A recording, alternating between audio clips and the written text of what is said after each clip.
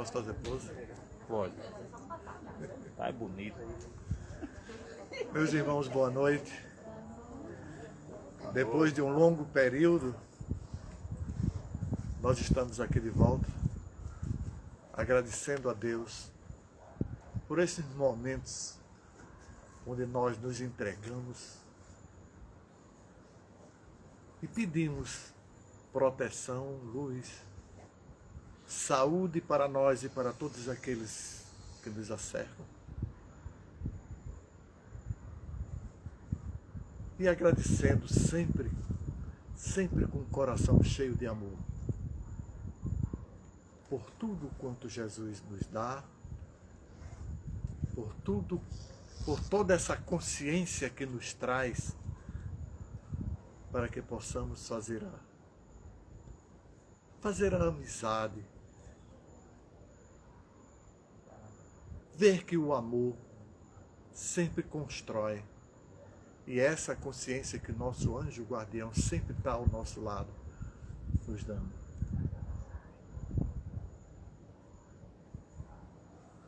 Nós somos um, como a palestra do nosso amigo Ramizuelo. Nós somos todos um. Somos todos um porque somos espíritos criados por Deus. E esse ser maravilhoso nos criou igual. Igual. E nesta igualdade nós chegaremos até Ele. Vamos fechar os olhos e vamos sentir a presença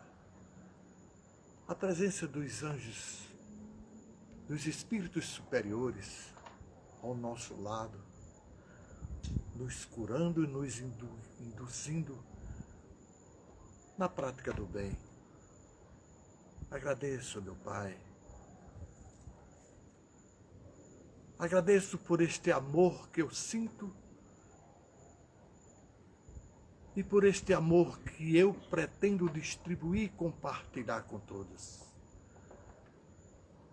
Eu vos agradeço, ó Pai, por ter me dado um irmão como Jesus Cristo, por ter me dado um irmão como todos vocês. Pouco importa raça, cor, gênero, qualquer um. É o nosso amor. Se queres se aproximar de Deus, ama aquele que está bem próximo de ti. Porque é ali onde está a luz, onde está a esperança e onde está o caminho à felicidade. Esta felicidade prometida por Jesus. Que Deus nos abençoe hoje e sempre, e que a paz do Divino Mestre sempre esteja ao nosso lado. Louvado seja o nome de nosso Senhor Jesus Cristo. Para sempre seja louvado. Pai nosso que estás nos céus, santificado seja o vosso nome. Venha a nós o vosso reino, seja feita a vossa vontade, assim na terra como nos céus. O pão nosso de cada dia nos dai hoje. Perdoai as nossas ofensas, assim como nós perdoamos a quem nos tem ofendido. Não nos deixeis cair em tentação, mas livrai-nos do mal, porque vosso é o reino, o poder e a glória para sempre. Ave Maria, cheia de graças, o Senhor é convosco. Bendita sois vós entre as mulheres, bendito é o fruto do vosso ventre, Jesus. Santa Maria, Mãe de Jesus, rogai por nós, pecadores, agora e na hora de nossa passagem. Amém, Jesus. Que a paz esteja com todos. E agora vamos escutar a palestra do nosso amigo Ramizuelo. Somos todos um. Com o poder de Deus. Isso ele vai provar agora. Seja bem-vindo, meu irmão. Obrigado.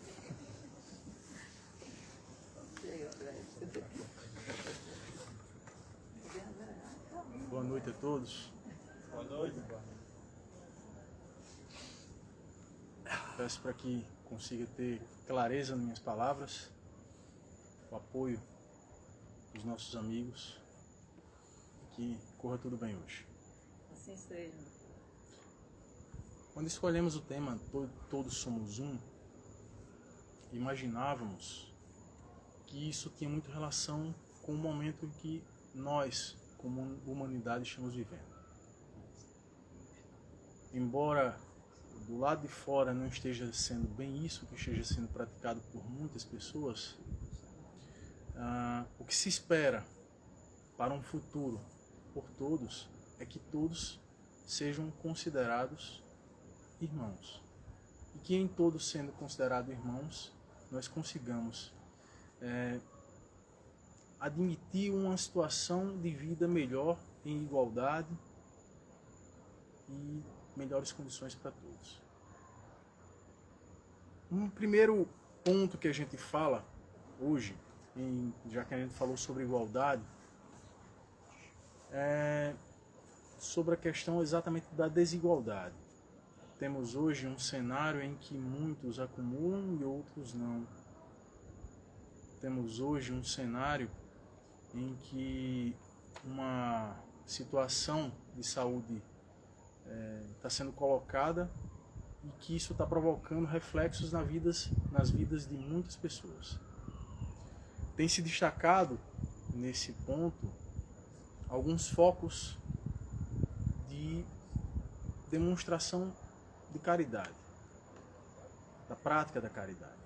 A casa aqui, por exemplo, exerce isso não só quando entrega cestas aos sábados, como no próprio preparativo das cestas, no próprio atendimento às pessoas que vêm buscando ser assistidas, ao conversar com as pessoas, ao ouvir.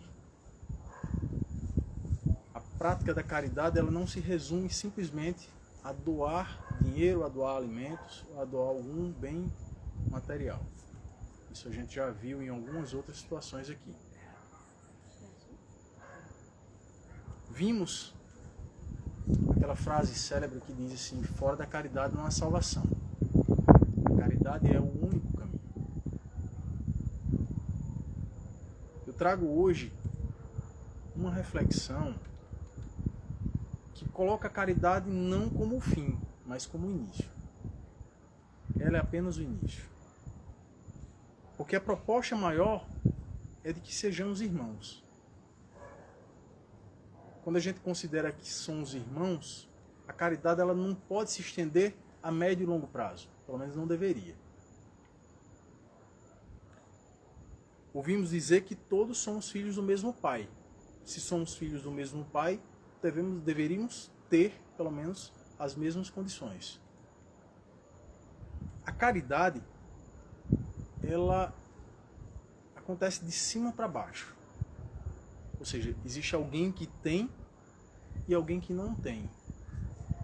E esse alguém que tem, que se dispõe a doar, seja lá o que for, para aquela pessoa que não tem alguma coisa. E aí eu trago agora um outro elemento, que é a questão da fraternidade. A fraternidade ela é lateral. Existe a fraternidade, a prática da fraternidade, quando os seres estão em mesma condição. Eles estão com condições de proverem o bem entre si.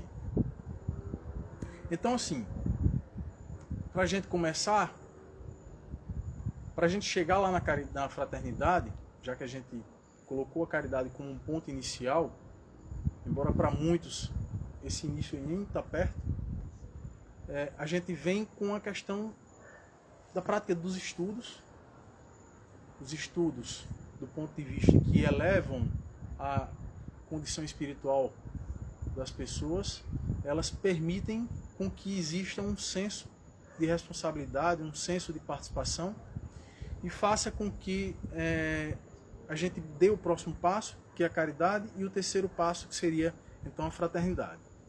A caridade e a fraternidade, eles estão podem ser vistos como armas para destruir uma coisa chamada egoísmo. Porque o egoísmo, é aquela situação em que eu estou centrado em mim, eu mesmo. Estou preocupado naquilo que eu quero, naquilo que eu estou desejando, naquilo que eu necessito. Já o trabalho da caridade e da fraternidade, eu coloco o semelhante como um ponto central, como foco. Tem um exemplo que eu vi nos vídeos do YouTube que contava uma situação, salvo engano, essa situação aconteceu na África. Pessoas de poder, de condição social mais ou menos semelhante. Existia uma pessoa, um senhor que estava doente, bem doente, debilitado, estava dentro de casa, morava sozinho, precisando de ajuda. E algumas pessoas daquela comunidade se reuniam temporariamente para assistir no que ele precisava. Ele não tinha condições de prover a sua própria vida, de se locomover dentro de casa. E aí uma pessoa estava observando aquela situação e uma vizinha desse senhor estava indo e ela estava se destacando no auxílio àquela pessoa, sempre. E aí ele chegou junto com algumas pessoas e perguntou: Fulana, por que você está ajudando dessa forma esse senhor? Aí ela olhou para ele e disse: porque ele necessita. Aí o homem olhou para quem estava observando também e disse: não é só isso. Fulana, por que você, chama ela no canto, por que você está ajudando ele dessa forma? Você está abandonando o que você tem, você às vezes está deixando de fazer coisas suas para estar lá ajudando. Então ela olhou para ele nos olhos e disse: porque me faz bem. Há mais alegria em dar do que em receber.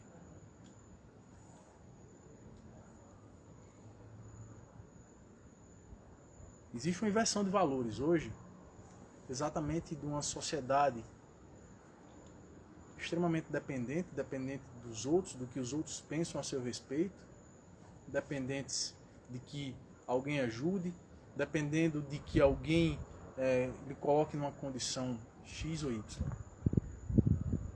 Nós viemos para cá para servir.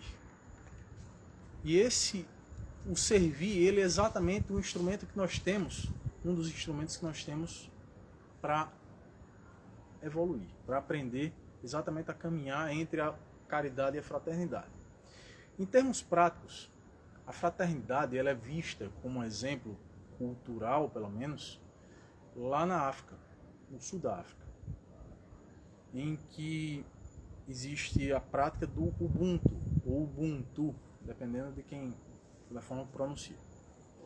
Muita gente conhece o exemplo da história contada que o antropólogo estava lá fazendo os estudos nessa comunidade, depois de algum tempo, e ele estava investigando os usos e costumes dessa comunidade. E chegou o dia dele ir embora, e ele estava lá esperando o transporte. Já não tinha mais nada para fazer, ele não estava disposto a catequizar aquelas pessoas, a mostrar o que é que elas precisavam fazer para mudar de situação, porque no ponto de vista deles, elas não estavam numa boa situação. E aí ele teve uma ideia, ele foi lá na cidade, num lugar lá, e comprou um cesto de doces e decidiu fazer uma experiência. Ele colocou esse cesto de doces embaixo de uma árvore, chamou aquelas crianças que estavam brincando e disse: vamos fazer uma competição? Quem chegar, vocês ficam aqui em fileira, quando eu disser já, quem chegar lá primeiro, ganha a cesta. Bastou ele dizer já, e todos deram as mãos e foram juntos, na mesma velocidade, e seguraram as cestas juntas. O antropólogo, então, ele ficou surpreso com aquela situação. Surpreso ficamos nós, porque se ele estudou isso durante tanto tempo, aquela comunidade durante tanto tempo, ele não percebeu que aquela era uma característica daquele povo. E aí ele perguntou: por que vocês fizeram isso? Ubuntu, tio. Como é que nós vamos ficar felizes se os outros vão ficar infelizes? Então eles dividiram de forma igual aquela cesta de bombons.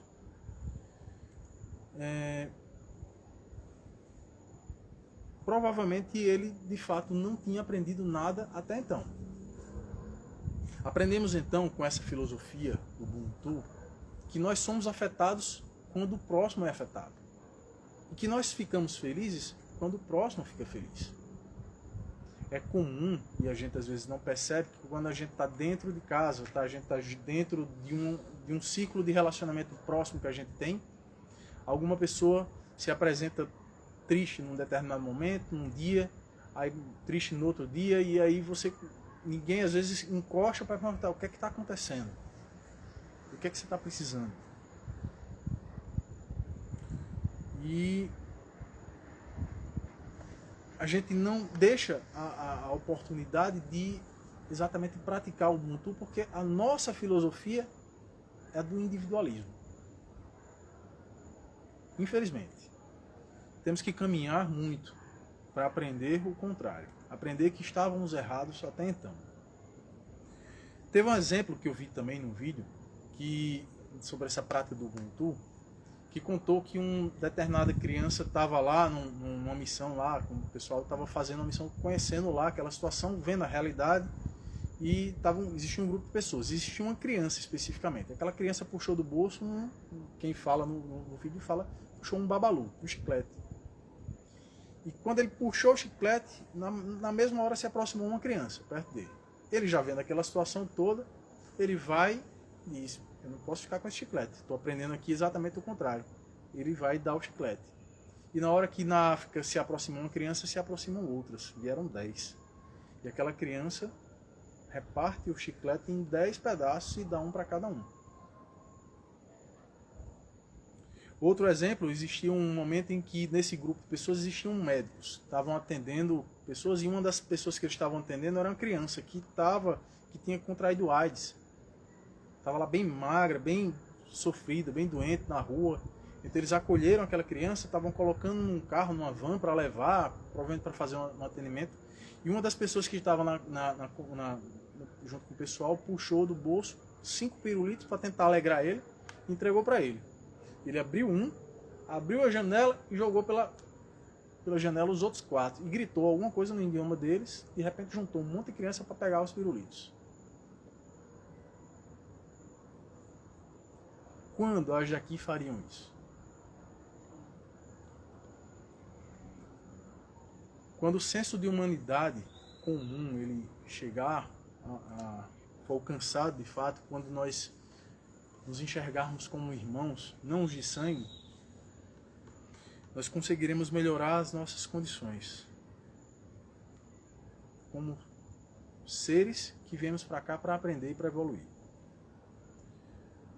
Então, vamos ver que cada vez mais chegará para a gente que não só nós devemos praticar caridade com quem está aqui conosco, como nós deveremos aprender muito em breve a praticar fraternidade interplanetária. Deveremos cultivar uma paz universal e deveremos aprender o que a gente não aprendeu até hoje, a conviver com condições sociais diferentes, com raças diferentes, com opções diferentes. Há tempo, mas está curto. Uma das características, pelo menos que eu tenho procurado estudar, algumas raças que já têm entrado em algum contato conosco, inclusive ajudado nesse período de transição que a gente está vivendo, é exatamente a concepção de que todos somos um. Se eles estão se aproximando da gente para tentar ensinar alguma coisa, eles não vieram para cá aprender o que a gente faz de errado. Então, é tempo de unidade e não de divisão. É tempo da gente se alegrar com a conquista do próximo. Muitas vezes um vizinho da gente compra um carro novo, para lá o carro em frente na garagem e muitas vezes a gente se para pensando assim, o que é que esse cara está fazendo? Está toda hora com um carro novo aí, olha só a casa. Ao invés de se alegrar com a vitória daquela pessoa, com aquela condição, pressupondo eu que ele conseguiu aquilo de forma honesta. Então teve um outro exemplo que estava sendo contado, que existia uma sala de aula e as pessoas estavam lá reunidas para poder ajudar aqueles alunos, também suponho que estava na África, e eles estavam com material, estava um material reduzido, e aí eles reuniram todos e aí deram metade de um lápis para cada pessoa. Não havia material suficiente. Eles deram metade de um lápis para cada um. Combinaram assim e deram. E até que chegou a última criança e chegou para a pessoa que estava entregando os lápis, ela disse assim, mas eu queria um lápis inteiro. Aí ela olhou para o pessoal da comissão e disse assim, não posso dar um lápis inteiro para ele, porque eu só dei a metade para cada um, vai acontecer que todo mundo vai pedir igual. Aí a pessoa que estava do lado disse, faça o seguinte, siga seu coração. Na mesma hora puxou do saco o último lápis inteiro e entregou para a criança. Ele foi para a frente da sala, comemorou. E as outras crianças aplaudiram, porque ele tinha conseguido o lápis inteiro.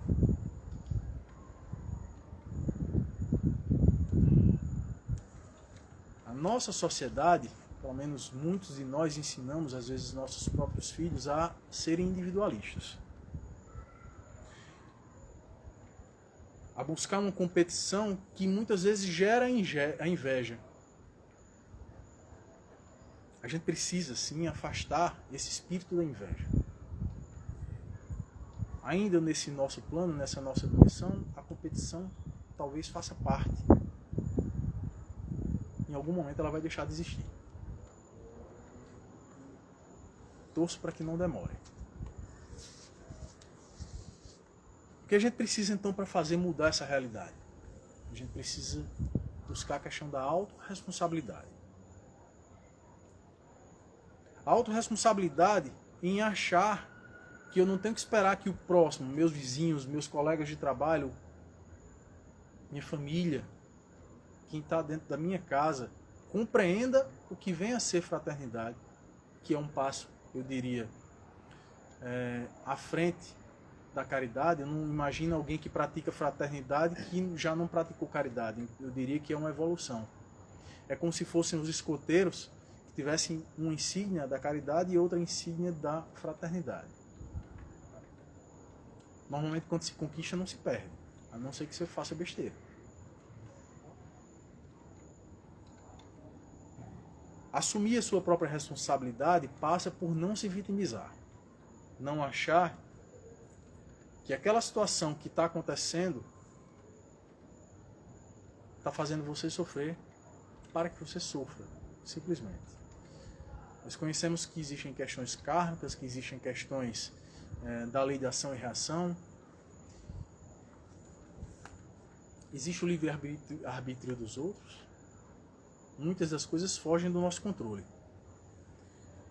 E quando a gente fala de autorresponsabilidade, a gente lembra de um filme que tem um super-herói, que ele encontra o seu propósito, mesmo depois de já ter conquistado os seus poderes, ao ver que ele esbarra com uma senhora que estava acabada de ser assaltada, e ele sabia que tinha condições de segurar o cara, não fez.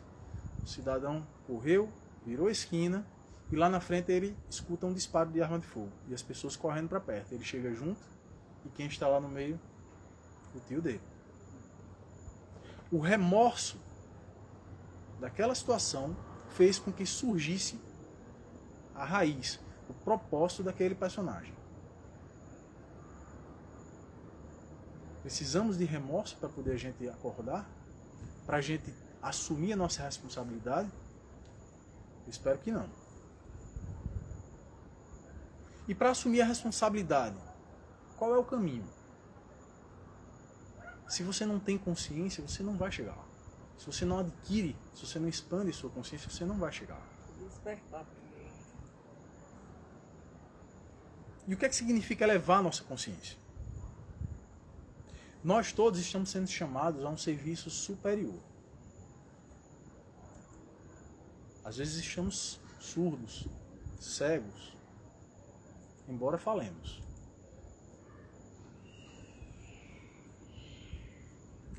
Cada um de nós precisa ouvir, e não só ouvir, responder a sua intuição. Às vezes a informação está na nossa cara. E muitas vezes nós não somos capazes de decodificar isso.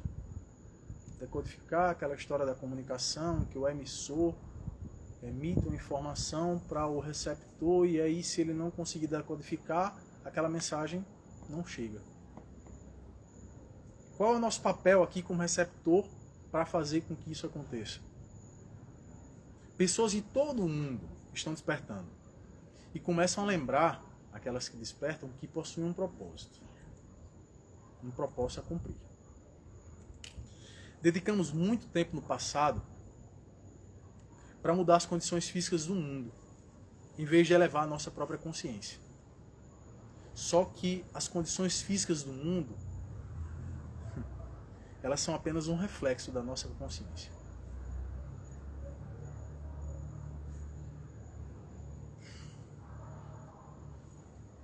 Todos nós temos um poder absurdo dentro de nós.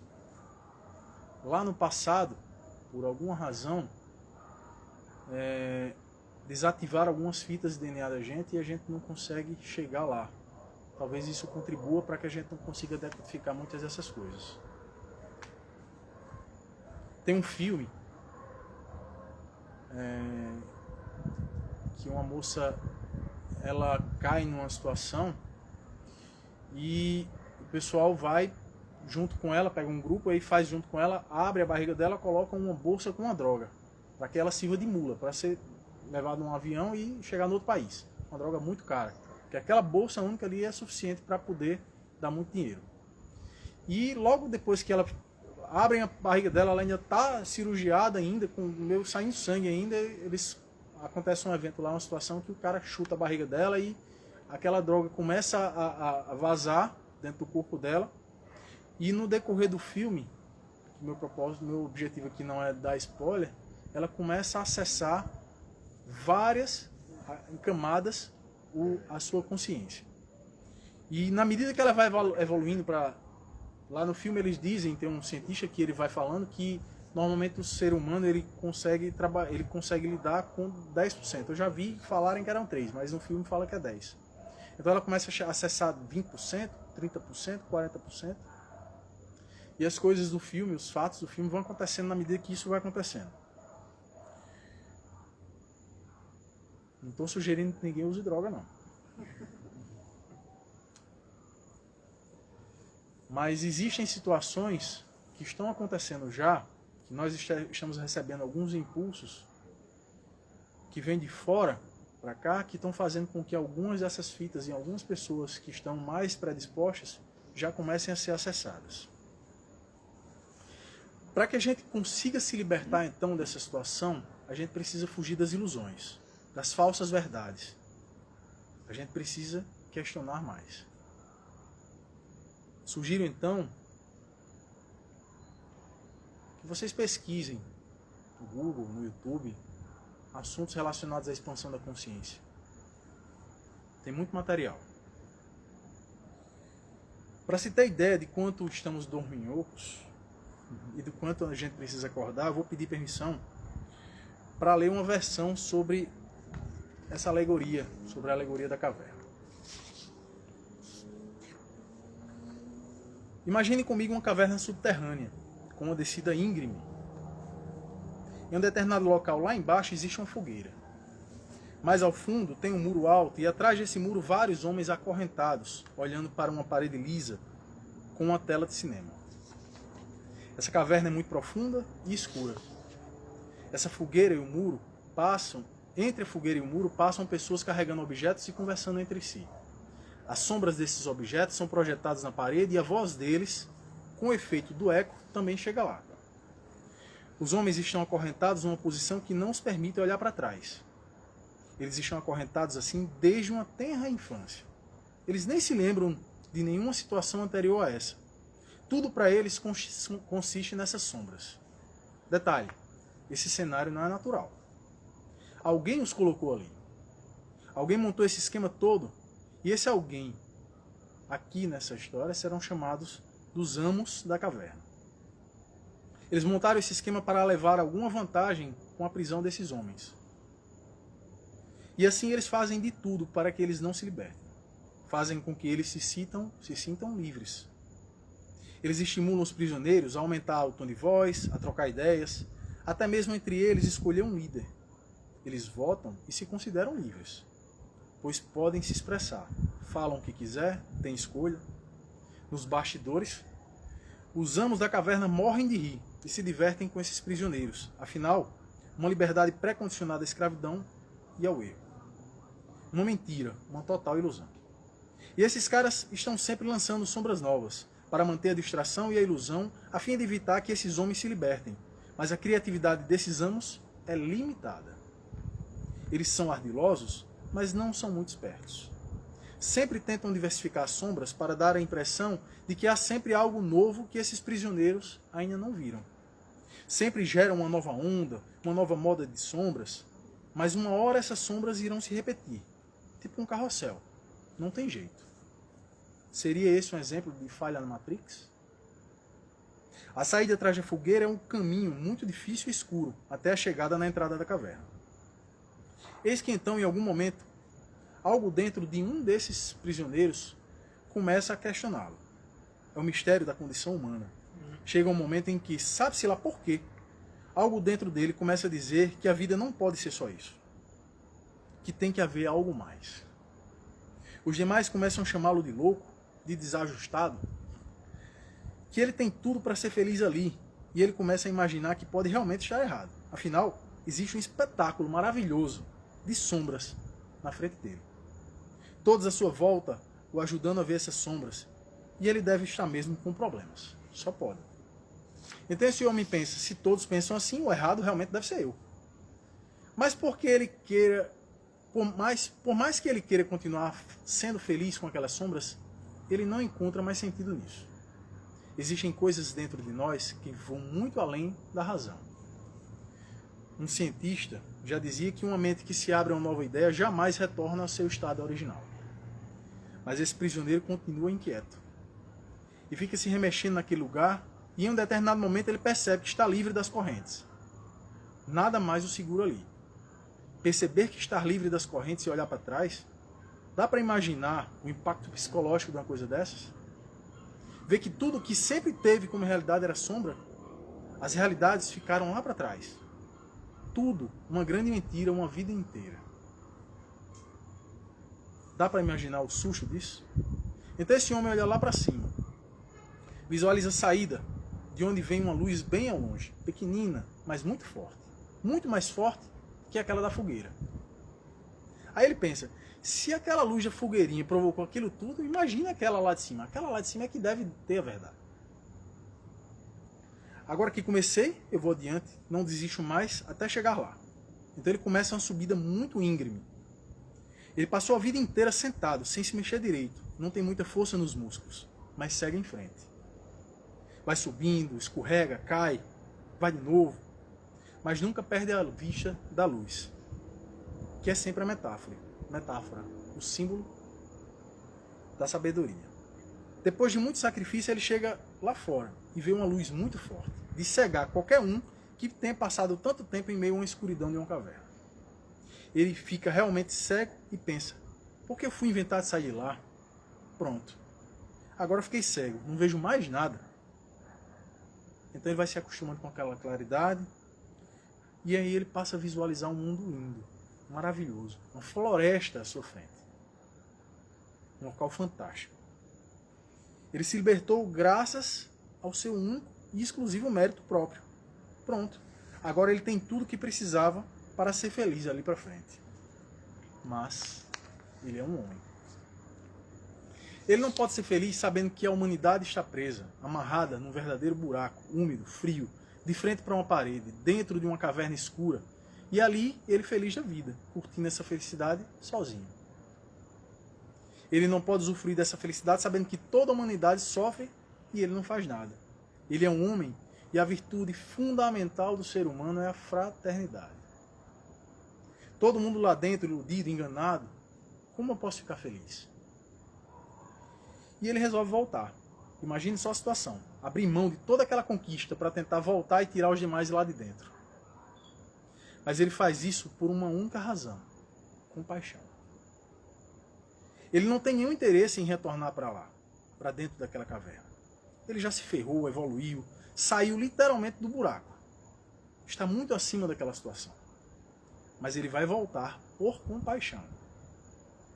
Note que não existe um desejo de voltar, mas sim um real sacrifício.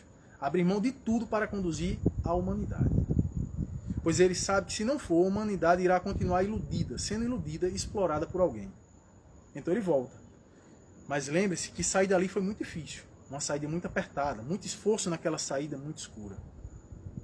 Aquela mesma cegueira vai se reproduzir de novo. Afinal, ele já estava acostumado com a luz. Mas ele entra, tateando o terreno. Está tudo muito escuro e ele não consegue enxergar nada. Vai descendo, carrinho, rolando. E rapidinho ele chega lá embaixo, junto aos prisioneiros. Todo machucado, sem enxergar nada, tateando as paredes para dizer àqueles homens que ele tinha encontrado a felicidade. Que eles estavam sendo enganados. E que eles viessem com ele. Os prisioneiros olham para ele todo lenhado, todo quebrado e dizem: rapaz, tu tá louco. A pior coisa do mundo deve ser ir nesse lugar aí que tu foi. Olha só como tu volta de lá. Tá louco? Então esse cara vai lá, vai conseguir. Esse cara não vai conseguir muitas coisas com esses prisioneiros, não. Talvez se ele chegasse e encontrasse alguém que já estivesse naquele mesmo estado inquieto que ele estava quando começou a se remexer, a se libertar, talvez ele conseguisse ajudar. Porém, se ele tentar forçar alguém a se libertar, é capaz desse prisioneiro agredi-lo para defender as próprias correntes. É a tal escravidão inconsciente, que é terrível.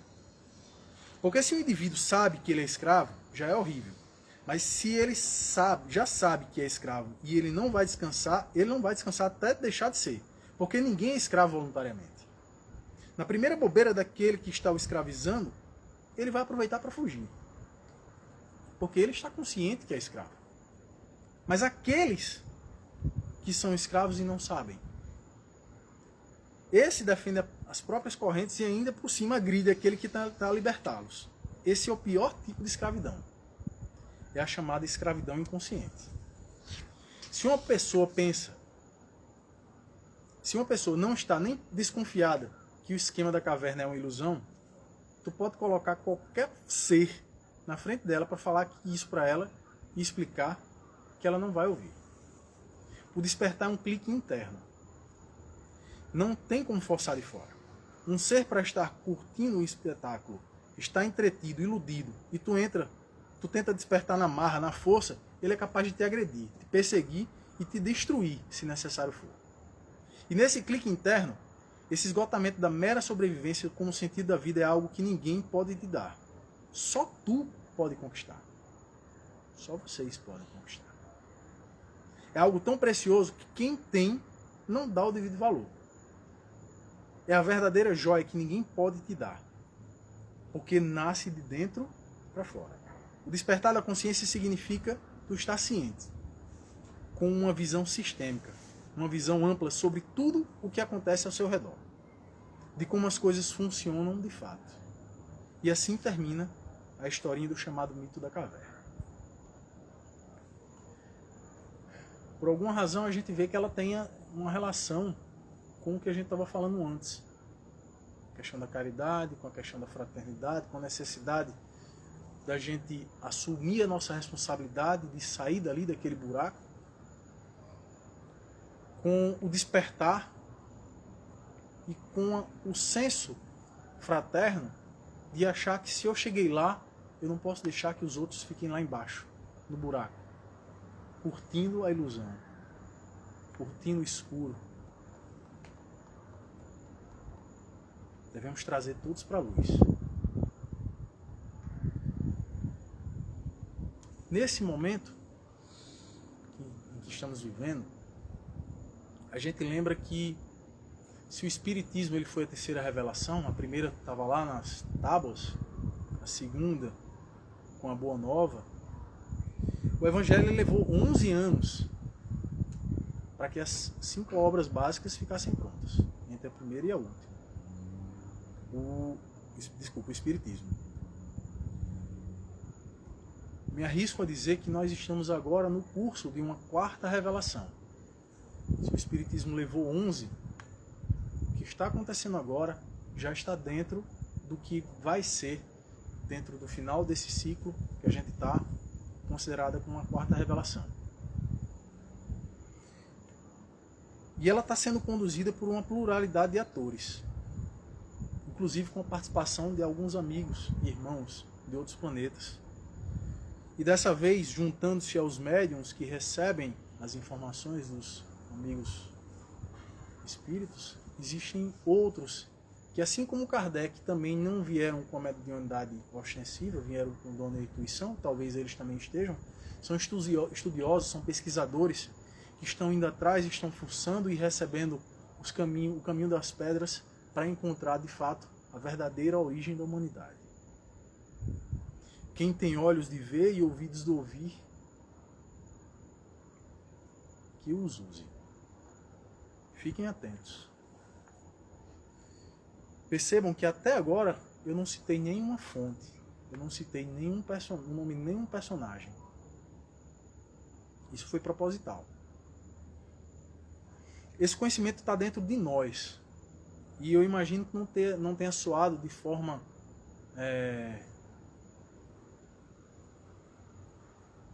estranha para ninguém. Se não soou de forma estranha é porque vocês se identificaram. Se se identificaram, ela já estava dentro de vocês. Não por acaso, o Espírito da Verdade ele vem dar esse exemplo. Ele não quis se identificar. Se era um conjunto deles, eles não quiseram se identificar. Outros fizeram isso. Não estou dizendo aqui, não estou pregando para que ninguém leia esse ou aquele livro, não cite o nome desse ou daquele autor. Esse é o objetivo, ele fez parte desse momento que a gente está conversando.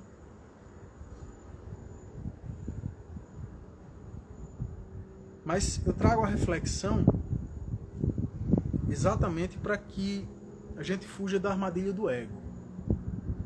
Porque assim como outros escreveram, o que a gente fala, o que a gente expõe, o que a gente escreve, o que a gente produz, o que a gente transforma, não nos pertence. Se nós fizemos com o objetivo de dar, de ser fraternos, não nos pertence. Nem o direito de esperar a gratidão. Eu já ouvi falar, inclusive, que nós aqui da Terra não deveríamos sequer lutar por direitos autorais.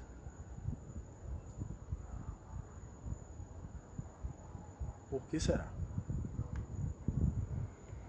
Somos muito influenciados e aqueles cliques que vêm normalmente não vêm de fato de dentro da gente. Muitas vezes nós achamos que não estamos habilitados a falar sobre o bem. E aí a gente fica se escondendo por trás daquela citação, daquela pessoa, de alguém que valide aquilo que nós evoluímos para conhecer.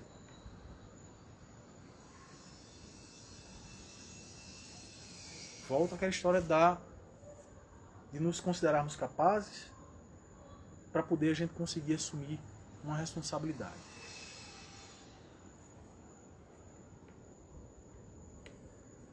Todo esse conhecimento ele está dentro de nós.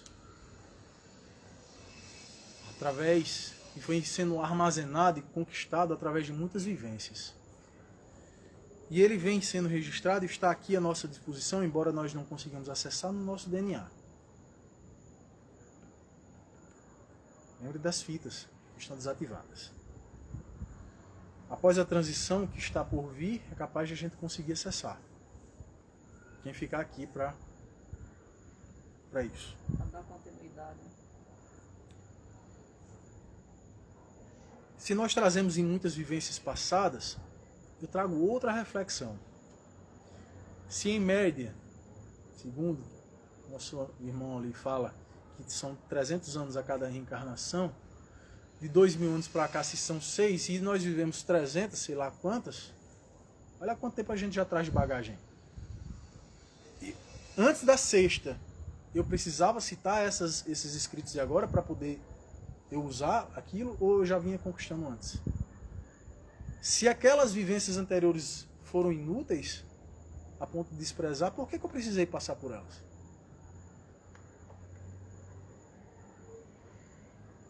Temos muito conhecimento não acessado ainda. E existe muita informação chegando. Muita informação nova chegando. Elas não chegaram como enxurrada só na época que Kardec estava escrevendo o Livro dos Espíritos, por exemplo. A ordem agora é silenciar. A sugestão é: ponha o mundo no mudo para ouvir seu coração. Então,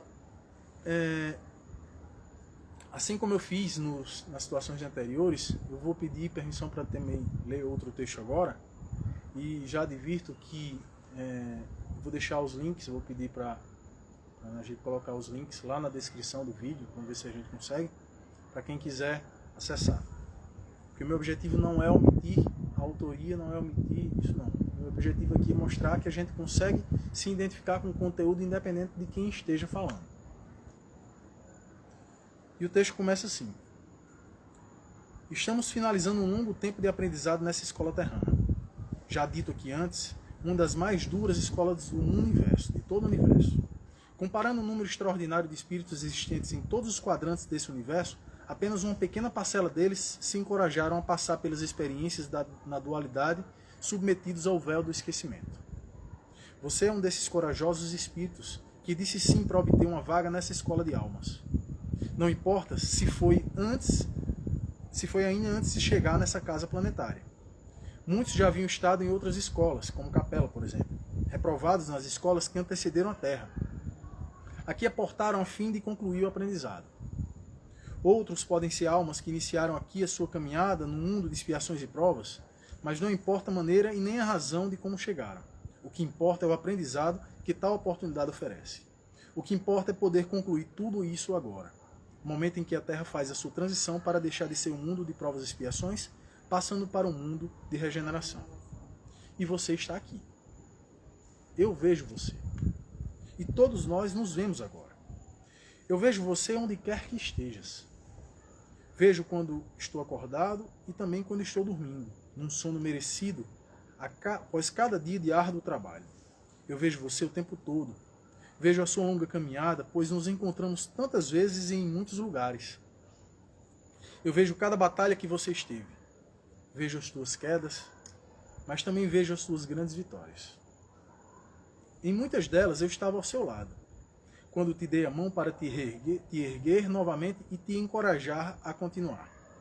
Outras vezes, estive lá para te abraçar e cumprimentar pelas conquistas ao superar duras provações. Comemoramos juntos, choramos juntos, caminhamos juntos. Caímos e levantamos muitas vezes, mas nunca desistimos. E hoje estamos aqui mais uma vez, para finalizar juntos essa longa caminhada na estrada da vida. Eu vejo você cansado, espírito irmão, quase cambaleando, pois as forças estão no limite.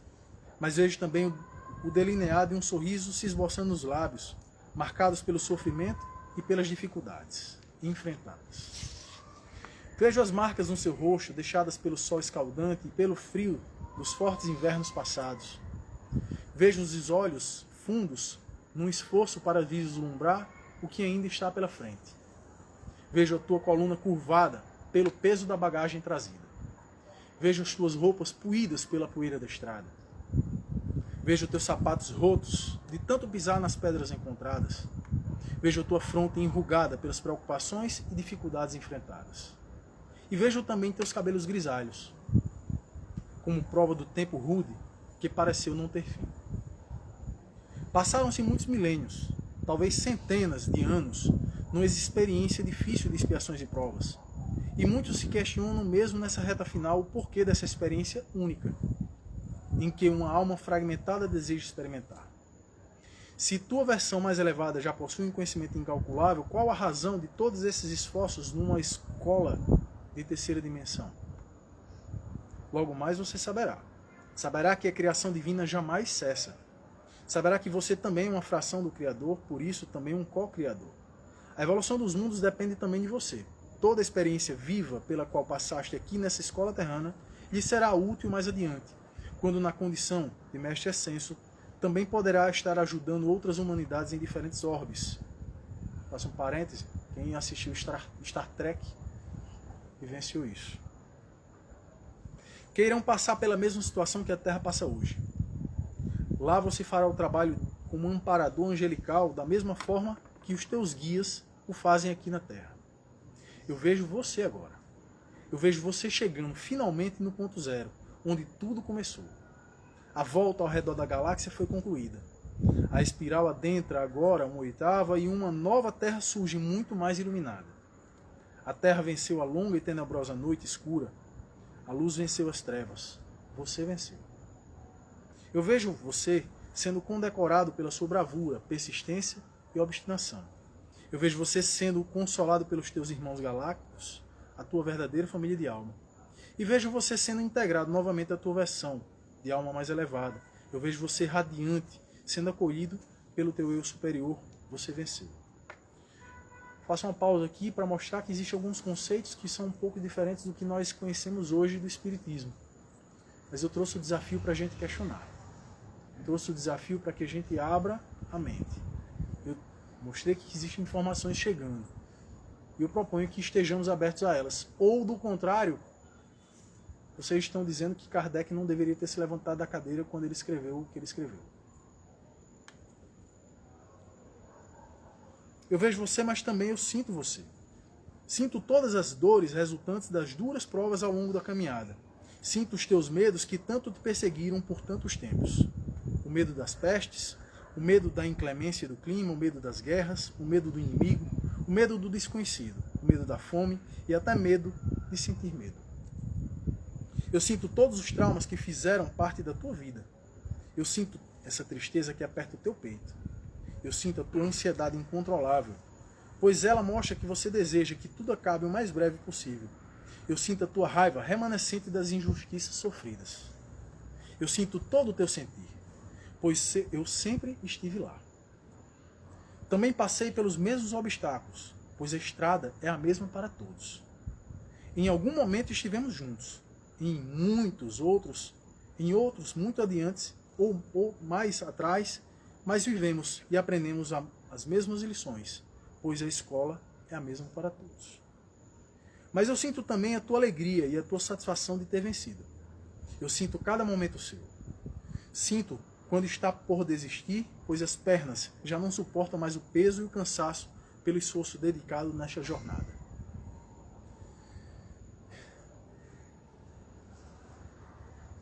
É nesse momento que eu também sinto que preciso te amparar.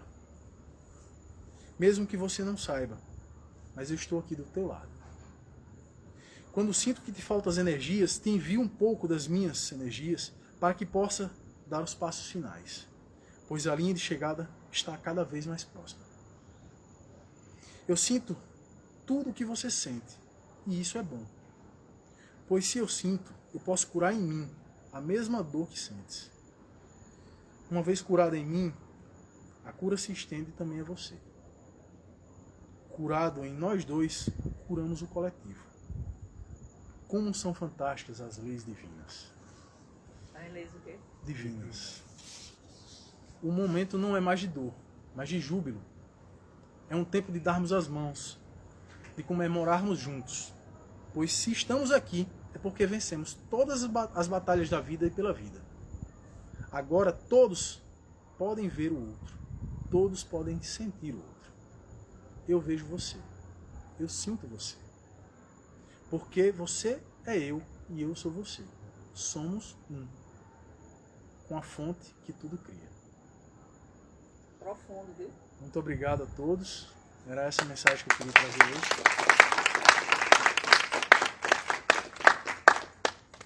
A casa agradece. Eu que agradeço também a oportunidade. E o acolhimento. Já agradeci outras vezes. Agradeci a André, agradeci já a seu Ailton. Agradeço novamente publicamente. Deus abençoe, meu irmão. Que a gente tenha mais encontros dessa natureza. Que o progresso ele se estenda.